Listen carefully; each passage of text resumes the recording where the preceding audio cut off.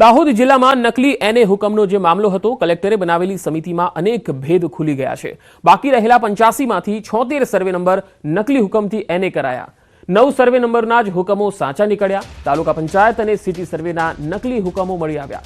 આ નકલી એનએ હુકમોના કૌભાંડમાં 219 શંકાસ્પદ સર્વે નંબરમાંથી 134 સર્વે નંબરો મામલે જુદા જુદા 4 ગુના દાખલ કરવામાં આવ્યા। બાકી રહેલા 85 સર્વે નંબરના કાગળો જ નહીં મળતા હોવાની વાતથી અનેક ચર્ચાએ જોર પકડ્યું છે। પંચાયતના ચેરમેનનો એક વિડીયો વાયરલ થયો। મત આપો તો કામ થશે, નહીં તો કામ માટે આવવાનો અધિકાર નથી, એવું તેઓ વિડીયોમાં કહેતા દેખાઈ રહ્યા છે। આવો સાંભળીએ તેમણે શું કહ્યું।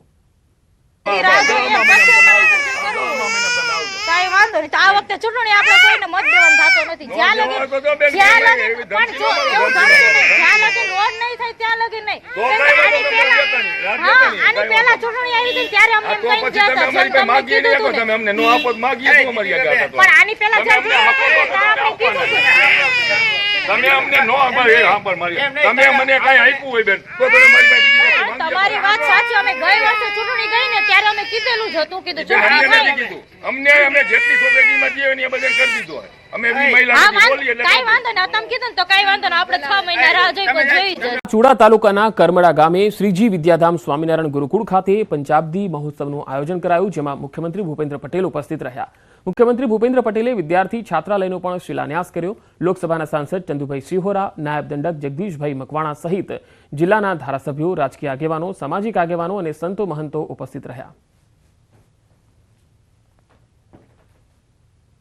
આજે કરમડ ગુરુકુળ સ્થાપનાના 5 વર્ષ પૂર્ણ થવાના પંચાબ્દી મહોત્સવ અંતર્ગત નૂતન વિદ્યાર્થી છાત્રાલયનો શિલાન્યાસ, દીકરીઓના સમૂહ લગ્ન, શ્રીમદ સત્સંગી જીવનકથા, અન્નકૂટ મહોત્સવ તથા બીજ મંત્ર અનુષ્ઠાનના અનેકવિધ આયોજન બદલ સ્વામિનારાયણ સંપ્રદાયને ખૂબ ખૂબ અભિનંદન પાઠવું છું।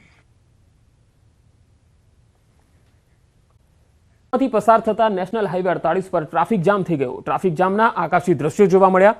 અમદાવાદ મુંબઈ નેશનલ હાઈવે પર મોટી નરોલી ગામ પાસે 12 થી 15 કિલોમીટર લાંબો ટ્રાફિક જામ થયો। છેલ્લા 12 કલાકથી ટ્રાફિક જામ સર્જાતા વાહન ચાલકો ખૂબ જ પરેશાન થયા। નેશનલ હાઈવે પર કીમ નદીના ઓવરબ્રિજની મેન્ટેનન્સની કામગીરીને લઈને ટ્રાફિક જામ થયો। નેશનલ હાઈવે વિભાગની કામગીરીને કારણે વાહન ચાલકોને ખૂબ જ હાલાકી પડી।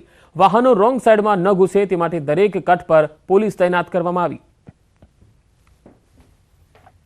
તો બે અલગ અલગ તસવીર આપણે બતાવી રહ્યા છે। નરોલી ગામ પાસે 12 થી 15 કિલોમીટર લાંબો ટ્રાફિક જામ થયો હતો અને વાહનોની હારમાળા જાણે હાઈવે પર જોવા મળી અને વાહનો અટકી જતા મોટી સંખ્યામાં વાહન ચાલકો પરેશાન જોવા મળ્યા।